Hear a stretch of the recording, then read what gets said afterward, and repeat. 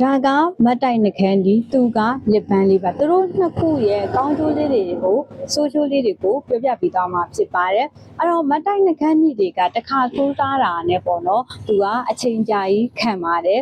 ပြီးတော့ပွဲဒီပိုင်းတက်မယ်ဆိုရင်ခဏခဏကြီးစိုးစရာမလိုပါဘူးပေါ့နော်ဒါကသူ့ရဲ့ကောင်းကျိုးလေးပဲဖြစ်ပါတယ်ဒီဗဇက်လေးကကျတော့သူကဒီမတ်တိုက်လိုမျိုးပေါ့နော်အယောင်နေ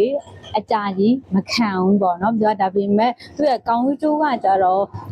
နှခမ်းသားလေးကိုစုပြည့်စီတယ်နှခမ်းသားကွဲတာတွေကိုတက်တာပြောက်ကင်းစီပါတယ်နောက်တစ်ခုကဒီမတ်တိုက်တွေကိုအသုံးပြုနေတဲ့သူတွေဆိုရင်ညဘက်ကိုရောက်တဲ့အခါမှာတခြားလေးဖြတ်ပြရမှာဖြစ်ပါတယ်အဲ့တော့ဖြတ်တဲ့အခါမှာကိုယ်အိမ်မှာရှိနေတဲ့ဒီလိုမျိုးတစ်ရှူးတွေနဲ့ဖြတ်တာလိုမျိုးတော့နည်းနည်းတက်တဲ့နှခမ်းသားကြီးကိုတော့အားလေးသုံးပြီးတော့ပုတ်တိုက်တာလိုမျိုးကိုမလုပ်ပါနဲ့ရေချိန်မှာဆိုရင်လှပတဲ့နှခမ်းသားလေးကပျက်စီးတာမျိုးကြီးဖြစ်တတ်ပါတယ်ဒါကြောင့်မလို့မတ်တိုက်နှကမ်းကြီးတွေကိုအသုံးပြုတဲ့သူတွေက cleansing water လေးနဲ့ကိုယ့်ရဲ့နှခမ်းသားလေးကိုတိတိကျကျလေးပြောင်းစင်အောင်ဖြတ်ပေးပါလို့အကြံပေးချင်ပါတယ်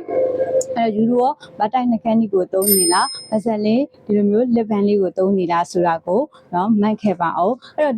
ကိုကနှကမ်းသားလေးလည်းမပြည့်စည်ခြင်းဘူးနှခမ်းသားလေးကလည်းတနည်းကုန်းပေါ့နော်နှခမ်းကြီးဆိုးထားနဲ့လှခြင်းနဲ့ကိုယ့်နှခမ်းသား6တွေ့ရမျိုးလေးကိုမဖြစ်စေချင်ဘူးဆိုရင်ဒီနှစ်မျိုးကိုစောင့်ထားပါဒါကတော့ပုတ်ကက်ဗီဒီယိုကနေထွက်ရှိထားတဲ့နှခမ်းကြီးကြိုက်နှစ်သက်တဲ့မတ်တိုက်တွေကိုသုံးလို့ရရင်တော့ဒါမျက်စိမှာရှိနေတဲ့ဟာလေးကိုပြပေးတာဒီကောင်ကတော့ဒီနှခမ်းသားကိုစုပြည့်စေတဲ့ဗဇက်လေးကနေထွက်ရှိထားတဲ့လစ်ပန်းလေးပဲဖြစ်ပါတယ်ဒါမျက်သုံးနေတဲ့ဘူးလေးပါပေါ့နော်ဒီမျိုးဘူးလေးကိုစောင့်ထားတဲ့ဆိုရင်နှခမ်းသား6တွေ့ကွဲအပ်တာတွေပျက်စီးတာမျိုးဖြစ်တတ်ပါဘူးနော်ဒီနေ့ကတော့မတ်တိုက်နှခမ်းကြီးနဲ့ပန်းလေးရဲ့ကောင်းကျိုးဆိုးကျိုးလေးတွေကိုပြောပြသွားတာဖြစ်ပါတယ်။လှပကြီးရဲ့အကြောင်းနဲ့ပတ်သက်ပြီးအကြောင်းစုံကိုသိချင်တဲ့ဆိုရင်လေးရဲ့ဒီ channel လေးကို